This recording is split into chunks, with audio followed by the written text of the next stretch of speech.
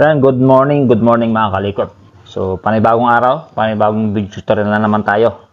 So, for today's video vlog mga kalikot, meron tayo rito schematic diagram para sa ating electric starter ng ating motorsiklo.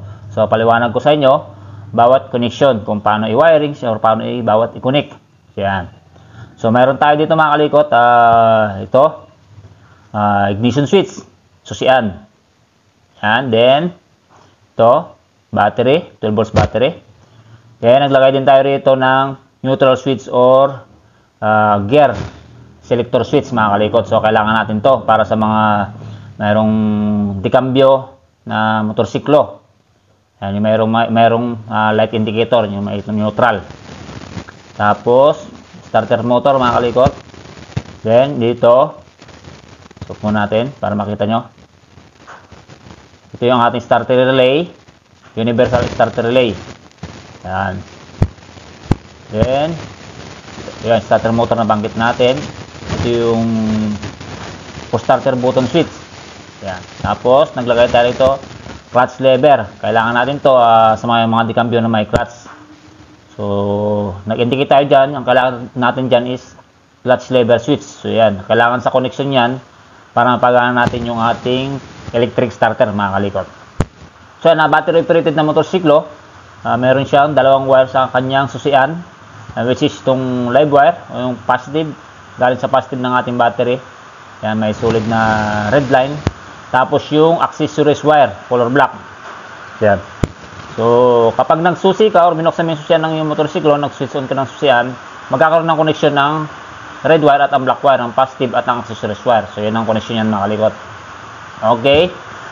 So, itong red wire, galing or papunta sa ating positive ng ating battery na dumaan sa fuse. Yan, 15 amperes. Then, muna natin. Sa ating starter relay, universal starter relay or kahit hindi universal yan, same setup, same wiring connection lang din yan mga kalikot. So, ito, yan, papunta sa ating direct, sa ating positive ng ating battery.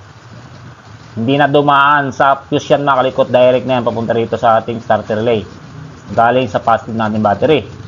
And then itong kabila, ito, yung may red line, yan, papunta sa ating starter motor mga kalikot, ito yan. So, sa ating starter motor, ito yung pinaka-positive niyan, then yung pinaka-housing niyan mga kalikot, yan yung nagsisilbing negative or body ground connection ng ating starter motor. So nakakabit ito sa ating makina. So yan yung nagsisilbing negative or ground connection ng ating starter motor. Yan. So mapapansin kayo rito, neutral switch or gear selector switch. Yan, para sa primera, segunda, ng tercera, kwarta, quinta. So sa ating starter relay mga kalikot, meron yung dalawang maliit na wire yan, which is ito yung trigger. Yan, yung isang wire niyan, nakulit dito sa neutral wire ng ating motorsiklo. Para kapag naka-engage yung ating kambyo, naka-primera, segunda, hindi natin mapapa-start yung ating motorsiklo. So, dito na papasok yung ating clutch lever switch, mga kalikot. Yan. So, kapag naka-primera, segunda. So, para mapagana yung starter motor, kailangan humiga ng clutch lever para ma-trigger yung clutch lever switch, mga kalikot. Merong clutch lever switch yan, which is meron siyang dalawang wire o dalawang terminal. Yung isang wire niyan, nakakonect sa body ground or negative ng ating motorsiklo. Tapos isa yan, isang wire niyan, dito nakakonect yan, papunta rin dito sa ating starter relay. So yan, para pagka naka-engage, yan, para pag naka-engage yung ating kambyo, walang magpapato ng ground sa ating starter relay. Dahil nga, naka-primera, walang neutral na magsusupply ng ground. So, dito papasok yung neutral, clutch lever switch pag ganun. So, pag pumiga ka ng clutch lever switch, masusupply nito ng ground or negative papunta sa ating starter relay. Tapos, yung kabila niyan, yung isang wire papunta sa ating yan, push start button switch. Yan, tapos isang wire niyan, isang terminal sa ating accessories wire ng ating susian. So, pag nagsusi ka, naka-on yung ating susian, malalagyan ito naman, supply ito ng positive itong accessories wire. So, tulad nga sabi ko, magkakaroon ng connection, yung positive itong red, tsaka itong black. So, So magkakaroon to ng positive supply, pupunta rito sa ating yan, switch button. Yan, push start button switch. Yan, so pag pumiga ka ng ating button switch, so magkakaroon to ng supply itong pink na to. Yan, magkakaroon ng positive supply papunta rito.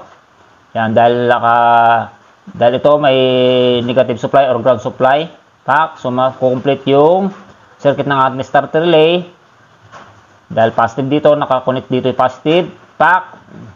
So pag trigger ka, pumindot ka ng push button starter, dito output niya, magbabato ito ng positive. Ito may lalabas na positive supply dito, papunta rin sa starter motor. Dahil may negative dito, may ground to, paikutin na niya yung starter motor. So ganoon po ang koneksyon ng ating electric starter para sa ating motorsiklo. So iba rin po ito sa koneksyon ng ating mga motor na dikambyo na walang clutch. Iba rin po sa connection sa mga scooter type na motorsiklo. So next video natin, magagawa tayo ng schematic diagram at papaliwanag ko din sa inyo ang bawat connection ng mga ganyong electric starter ng ating motorsiklo.